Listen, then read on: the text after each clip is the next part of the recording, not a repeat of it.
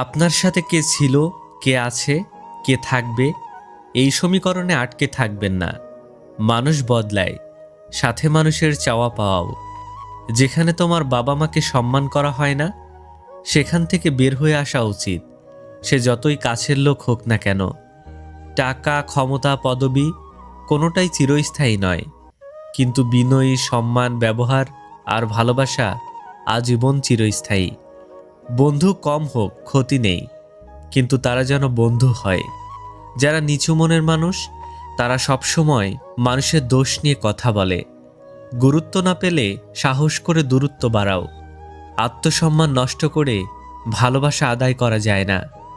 হঠাৎ দাম বেড়ে গেলে এড়িয়ে চলুন, পচে গেলে আবার পূর্বের অবস্থায় চলে আসবে, হোক সেটা ডিম অথবা মানুষ।